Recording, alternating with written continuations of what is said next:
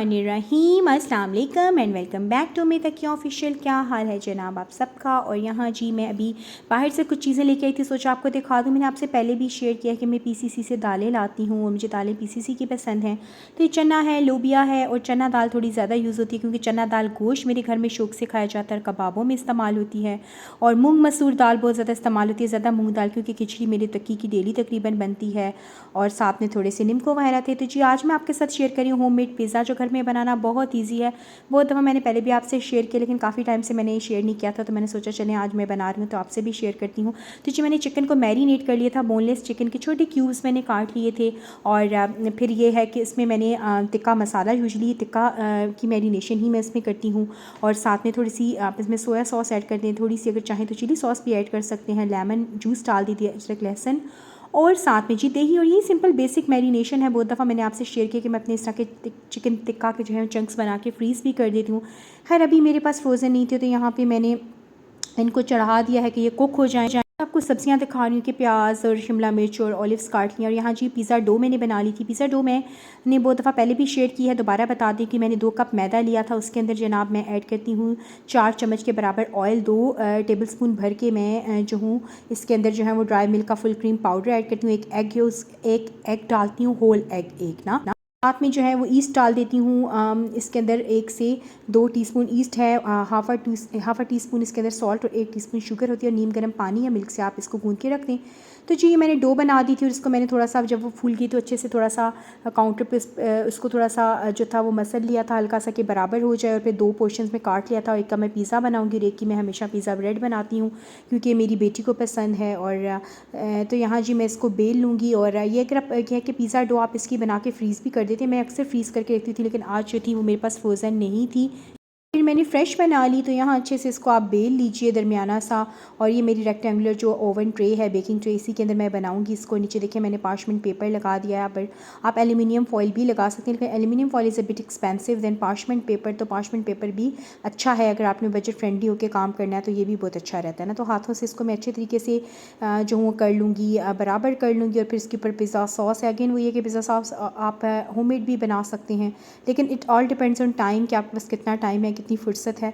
तो मेरे पास तो फुर्सत यूजुअली नहीं होती, तो इसलिए मैंने यहाँ पे रेडीमेड पिज़्ज़ा सॉस जो है बहुत अच्छे तरीके से इसको ब्रश से जो स्प्रेड कर दिया था। फिर ये चिकन है, इसको अच्छे तरीके से स्प्रेड कर लिए। मेक श्योर कि हर कॉर्नर में जाए क्योंकि फिर मज़ा नहीं आता ना अगर जैसे एक ही जगह चिकन इकट्ठा हो जाए, बाकी हर बाइट में चिकन आना चाहिए, तभी तो फिर चिकन पिज़्ज़ा का मज़ा आएगा ना।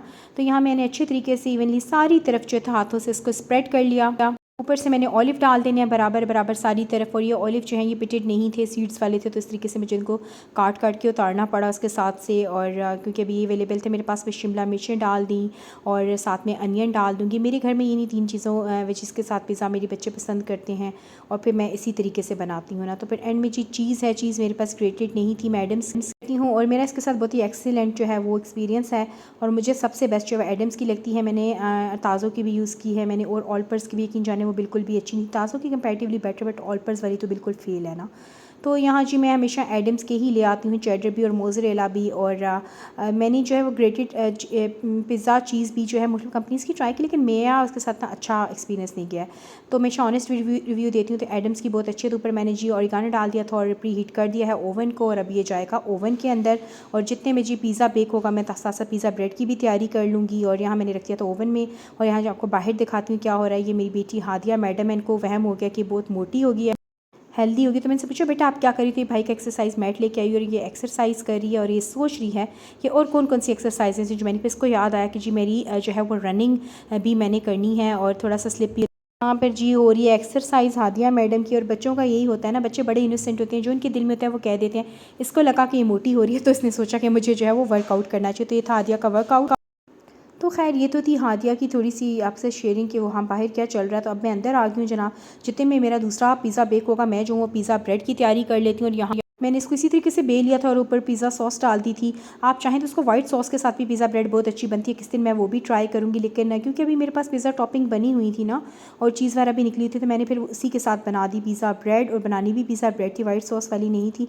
तो जी बाकी लेफ्ट ओवर जो सब्जियाँ वगैरह थी, चिकन ऑलिव वगैरह सारे इकट्ठे मैंने कर दिया, अनियन वगैरह कैप्सिकम सारे। और अब मैंने इसको सेंटर में डाल दिया और ऊपर जो है वो चीज़ को बजाय क्रिएट करने के मैंने इसको नाइफ से ही काट लिया था क्योंकि जानी तो अंदर ही है ना, और अंदर इसे पार्सल फॉर्म में ही हो जाना था तो कोई फ़र्क नहीं पड़ता। पड़ता कि वो ग्रेटेड हो या वैसे आप स्लाइसेस उसके डाल दें। आप स्लाइसेस चीज़ भी यूज़ कर सकते हैं। तो खैर मैंने यहाँ पे स्लाइसेस मोज़रेला और चेडर दोनों के डाल दिए, तो फिर ऑर्गेनो जो था वो छिड़क दिया था। और वही जो रेगुलर तरीके से पिज़्ज़ा ब्रेड की शेप होती है जनाब, नाइफ़ से मैंने कट्स लगा दिए थे। और मैं कोई एक्सलेंट बेकर नहीं हूँ, लेकिन गुजारे का बना ली हूँ। देखिए आजकल का दौर इतनी महंगाई का दौर है कि अगर आप आए दिन ये चीज़ें बाहर से मंगवाएंगे तो ये अफोर्डेबल नहीं है, और मेरे घर में बाहर की चीज़ बहुत कम आती है। मैं यूजुअली जो हूँ सारी चीज़ें घर में बनाती हूँ, और अगर आप प्रैक्टिस करते रहें तो आपसे जो है वो काफ़ी बेहतर चीज़ें भी बन जाती हैं। और बेकिंग भी आपकी प्रैक्टिस से इम्प्रूव होती है। बेक करने से जितना ज़्यादा आप बेकिंग करेंगे उतनी ज़्यादा इम्प्रूव होती है। तो मैं बस ये है कि अपने बच्चों के हस्बैंड की पसंद का बना लेती हूँ, और बाकी मैं कोई एक्सीडेंट ना तो कुक हूँ और ना ही बेकर हूँ जी। लेकिन यह है कि जो मेरे घर में जो मेरी रूटीन में चल रही होती हैं सारी चीज़ें डेली बेस के ऊपर, मैं वही आपसे यहाँ शेयर कर रही होती हूँ। तो यहाँ जी इसको मैंने वन अपॉन अनदर इसको मैंने क्रिस क्रॉस में सारा फोल्ड कर देना है। बहुत सी डिफरेंट तरीके हो सकती है। पिज़्ज़ा ब्रेड ना बना जाए, पिज़्ज़ा पार्सल बना सकते हैं, ट्विस्टर्स बना सकते हैं, लेकिन क्योंकि ये मखसूस शेप होती है और बड़ी प्यारी लगती है और मेरे बच्चों को पसंद है तो फिर मैं ये बना लूँगी। पर आप चाहें तो आप एग वॉश कर लें। मैंने वैसे एग वॉश नहीं किया था, खाली तेल डाल दिए थे, आप कलौंजी भी डाल सकते हैं। तो जी दूसरी तरफ ये ओवन से ये पिज़्ज़ा मेरा निकल के आ गया, और आपको क्लोजर लुक दिखाती हूँ। बड़े मज़े का बना था, डो भी बड़ी इसकी मॉइस्ट और बड़े मज़े की बनी थी। तो फिर मैंने नीचे काट दिया और साथ गरम गरम दिए। देखें कितना मज़ेदार लग रहा है ना। तो ये मैंने हादिया के लिए काटा है और बाकी सबको भी साथ साथ सर्व करूँगी। और फिर साथ ही अब ओवन खाली हो गया तो मैं ये पिज़्ज़ा ब्रेड भी रख दी थी, और ये भी बेक होके निकल के आ गई है। और अगर आप इसके ऊपर एग योक लगा दें ना तो ज़्यादा इसका कलर ऊपर से बड़ा प्यारा आएगा ना, डिफरेंट आएगा।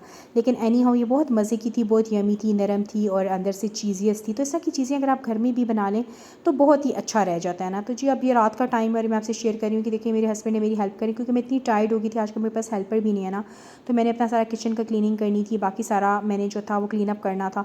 तो कपड़े धुल के थे, मैंने अपने हस्बैंड से रिक्वेस्ट की कि काइंडली आप इसको लटका दीजिए। और कभी कभी आपके लिए एक लिटिल हेल्प भी बहुत बड़ी चीज़ होती है ना, तो अल्हम्दुलिल्लाह कि वो हेल्प कर देते हैं अगर मैं कहूँ ना। तो जी ये थी मेरी आज की वीडियो, आज की शेयरिंग। अगर आपको अच्छी लगे तो प्लीज़ लाइक कीजिएगा, सब्सक्राइब कीजिएगा। डिस्क्रिप्शन बॉक्स में इंस्टा और फेसबुक का लिंक है, काइंडली वहाँ पे मुझे फॉलो कीजिएगा। मुझे आपकी सपोर्ट की बहुत ज़रूरत है। तो मिलती हूँ आपसे नेक्स्ट वीडियो में, तब तक के लिए जनाब अल्लाह हाफिज़।